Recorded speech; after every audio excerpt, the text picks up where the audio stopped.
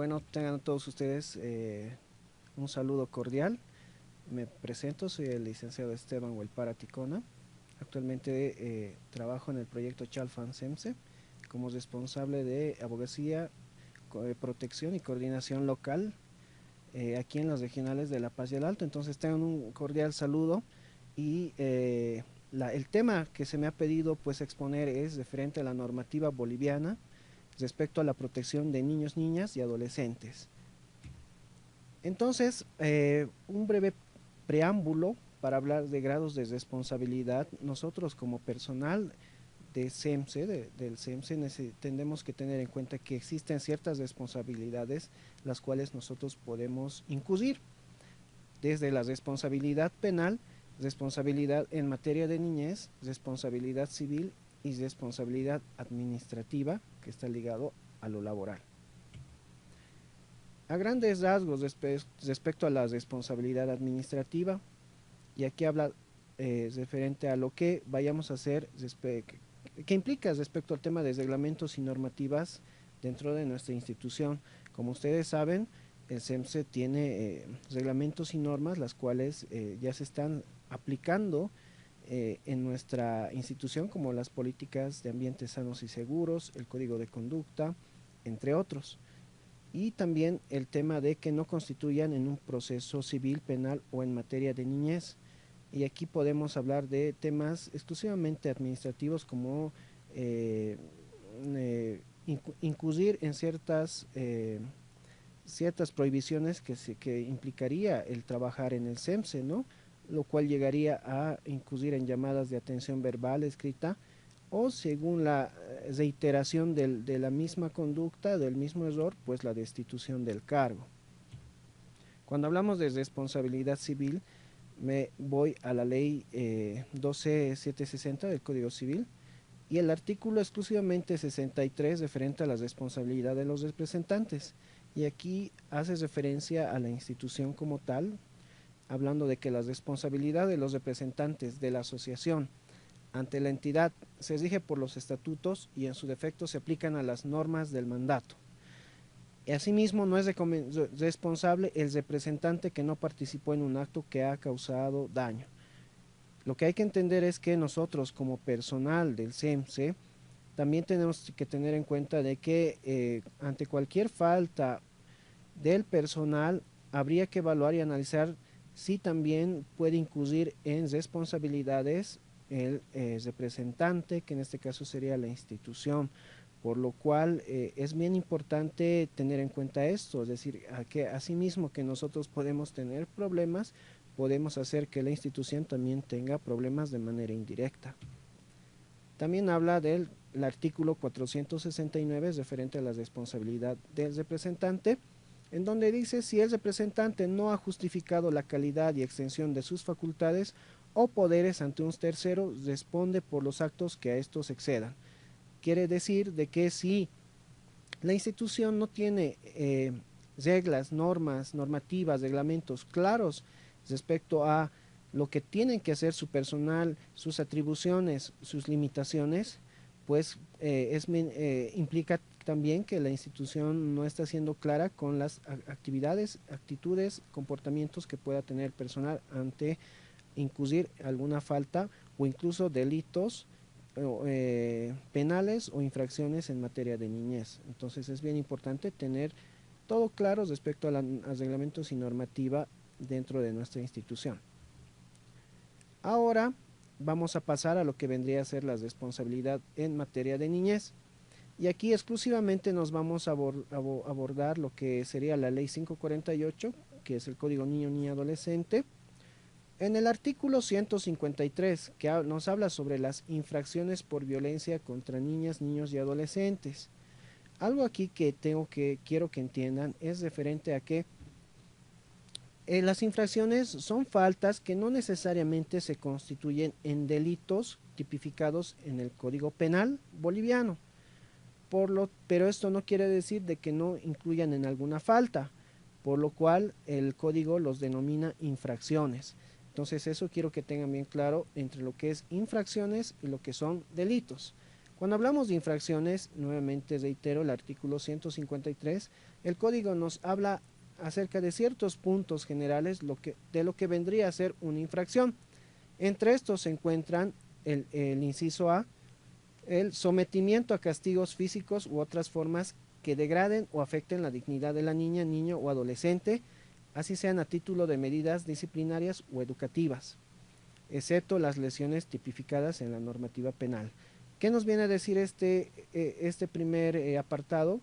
Que habla sobre el tema de jalones de orejas, jalón de cabellos, alguna lesión física que no necesariamente va a implicar sacar un médico forense al niño, al adolescente, y en donde nos salque días de impedimento. En ese sentido, vendría a ser una infracción por violencia. Otra cosa muy distinta es que el niño haya sido agredido, el adolescente haya sido agredido físicamente y llegue a tener una lesión, el cual puede acudir al médico forense y le implique días de incapacidad, el cual si le da días de incapacidad ya puede constituirse, en el caso de que el agresor sea un familiar, pues en el delito de violencia familiar o doméstica. Caso contrario, si fuera un tercero, por el delito de lesiones graves o leves. También habla del inciso B, el abandono emocional o psicoafectivo en el relacionamiento cotidiano con su madre, padre, guardador o guardadora, tutor o tutora. Habla también de que no solo la violencia es física, sino también emocional y psicológica. Y aquí habla también referente a las omisiones que nosotros podemos tener en el niño adolescente, en el cual puede incurrir en una afectación emocional o en el caso grave algún daño psicológico que pueda incurrir por esta causante de dejar sin la protección emocional psicológica que los niños y adolescentes deben de tener por parte de una persona adulta. Y es también pertinente entonces indicar de que constituyen una infracción. El inciso C, falta de provisión adecuada y oportuna de alimentos, vestido, vivienda, educación o cuidado de su salud, teniendo las posibilidades para hacerlo. Aquí claramente la ley nos indica de que también la omisión de proveer del tema de servicios, ¿no? Y la alimentación, vestimenta, un espacio donde vivir, la educación y la salud como situaciones de descuido que el padre progenitor pueda incurrir en su familia y incluso en este tema de teniendo las posibilidades para hacerlo. Entonces ahí implica mucho el tema del descuido que puedan tener los padres de familia en este aspecto, que también incurriría en una infracción por violencia. El inciso D nos habla de la utilización de la niña, niño o adolescente como objeto de presión, chantaje, hostigamiento en conflictos familiares. Cuando hablamos de utilización del niño, niña, adolescente, hablamos de estos conflictos cuando existe en su gran mayoría la separación de ambos padres, en el cual el niño tiene que visitar en alguna situación, ya sea al papá o la mamá en ciertos días específicos de acuerdo a una resolución judicial por parte del juez de familia.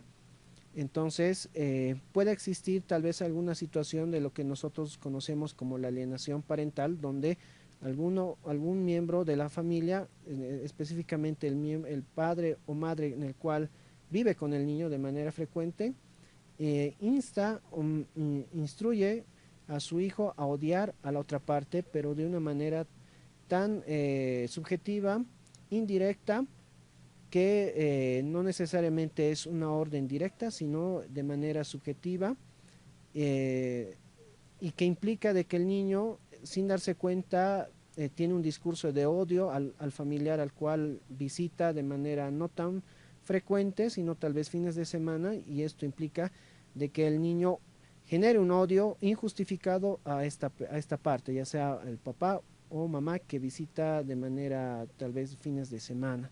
Eso implica una infracción por violencia también, el tema de la utilización.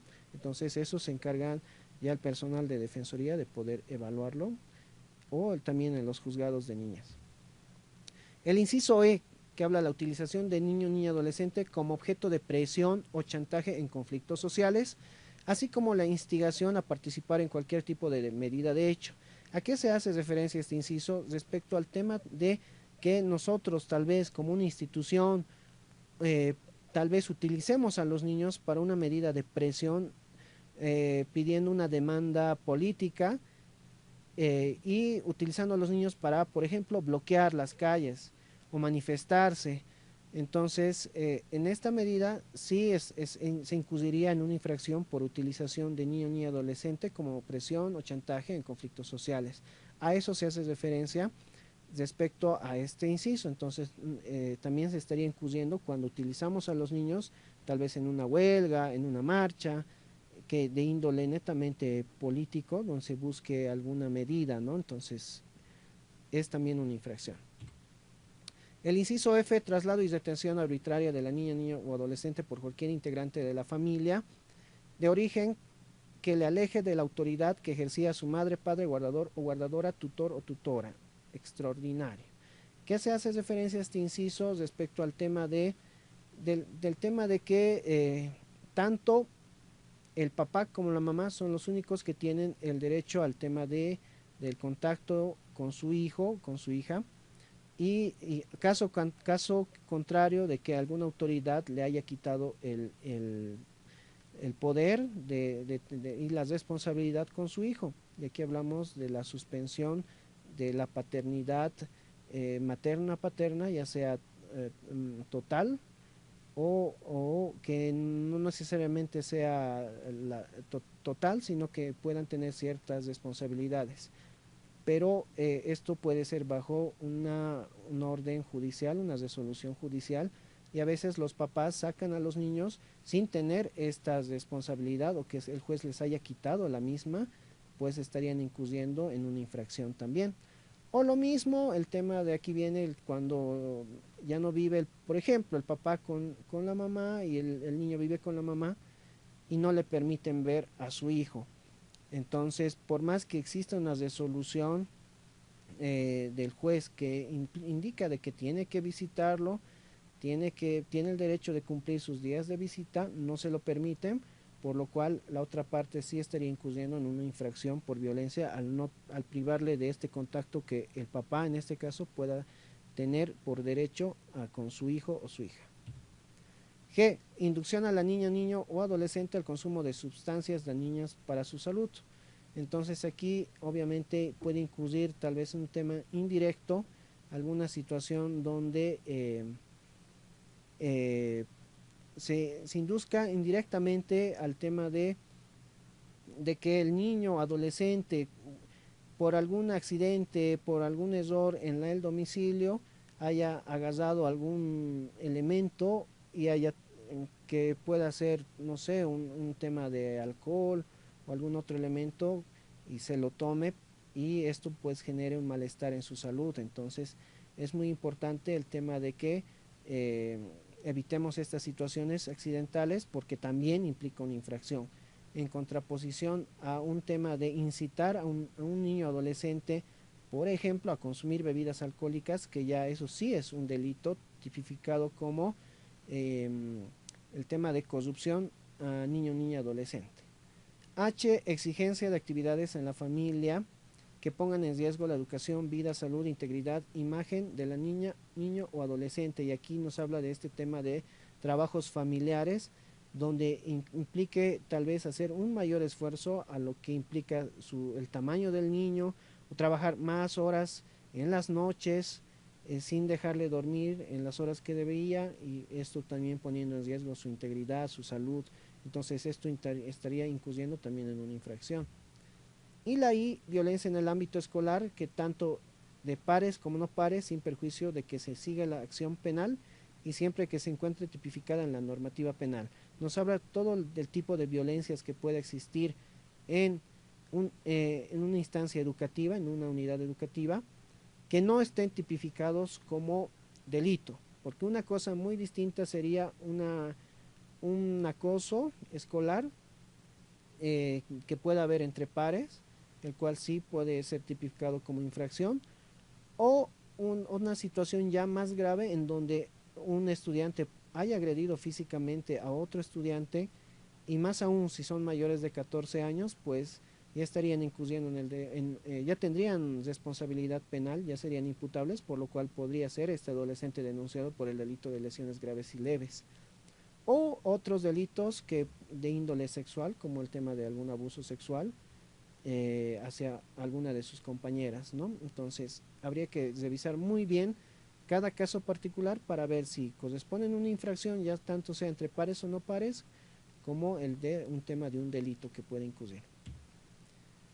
Y nuevamente aclarando lo que les decía al inicio, estas acciones no necesitan ser permanentes para ser consideradas infracciones. Las infracciones que se les detalló anteriormente pueden ser hechos separados, no son hechos frecuentes para que se les denomine infracciones. Si ha pasado una vez, dos veces, pueden ser tipificados como infracciones.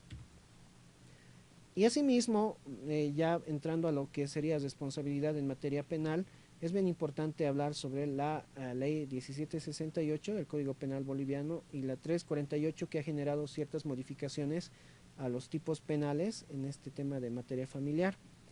Entonces hablamos de abusos, de delitos penales como el abuso sexual, el acoso sexual, el estupro, violación a NNA, violencia familiar o doméstica, corrupción de NNA, trata y tráfico de NNA, y lesiones graves y leves. Estos tipos penales obviamente son los más frecuentes o los que, bueno, se intentó dar relevancia para que sean analizados en el entendido de que se puede ocurrir en un ámbito laboral, el cual implica que hay una responsabilidad penal en el agresor, por lo cual es bien importante conocer estos tipos penales respecto al tema de la gravedad de los mismos. Entre los que puedo resaltar encontraría el estupro, que habla sobre el tema de llegar a tener un acceso carnal mediante seducción y engaño de una persona adulta con una persona menor de edad, desde los 14 hasta los 17 años de edad. Entonces, es bien importante recomendar a los jóvenes y al mismo personal respecto a este tipo penal porque a veces llegan a enamorar universitarios con estudiantes de secundaria y implica de que llegan a tener algún acceso carnal, por lo tanto está contemplado en lo que vendría a ser el delito de estupro y a veces los jóvenes no se dan cuenta de que se está cometiendo este delito. La violación a NNA habla exclusivamente a niñez y adolescencia, que está tipificado hasta los 14 años como violación a NNA. De los 15 años para arriba ya es solo violación, pero violación a NNA es hasta los 14 años. Violencia familiar o doméstica, que habla que ya con la ley 348 se constituye en un tipo penal, en un delito, por lo cual es la instancia que atiende los casos, pues es desde el SLIM, la FELCB, la fiscalía, ¿no? Encargada que ya coordina con los juzgados que atienden estos casos de violencia. Entonces es bien importante que se vea qué puede incurrir en infracción, lo que les había mencionado antes, y lo que constituye ya una violencia familiar o doméstica, y aquí ya habla de sistematicidad en la ley 348 y que implique un daño psicológico, por lo cual es bien importante que esto sea evaluado por el psicólogo forense correspondiente de Defensoría o de SLIM. Corrupción de NNA, trata y tráfico de NNA y lesiones graves y leves. Como les digo, lesiones graves y leves puede ocurrir entre terceros, violencia familiar simplemente en el núcleo familiar. No puede existir el delito de violencia familiar si un profesor ha agredido físicamente a un estudiante porque no hay un vínculo familiar, por ende se constituye en lesiones graves y leves.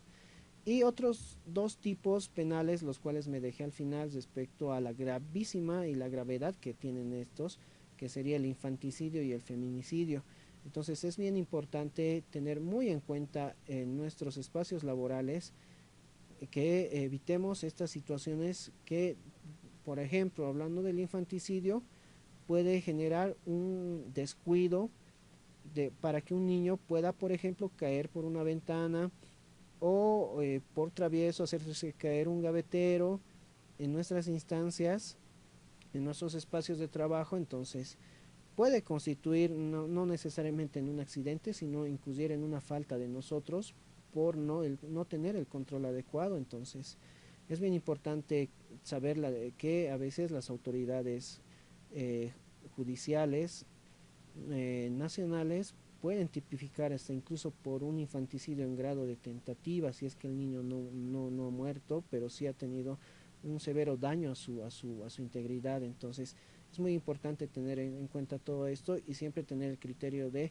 riesgo y evaluar los análisis de riesgo que puedan tener nuestros espacios de trabajo con los niños y adolescentes, como también del feminicidio, que es importante saber este tema de que eh, los antecedentes que puedan existir en una familia y la orientación respectiva ante evitar hechos de feminicidio con población con las cuales nosotros trabajamos y saber tomar las acciones legales correspondientes urgentes ante un hecho de feminicidio de informar a las instancias que correspondan para que ellos hagan el accionar tanto de Defensoría, FCB, Fiscalía y juzgados, ¿no?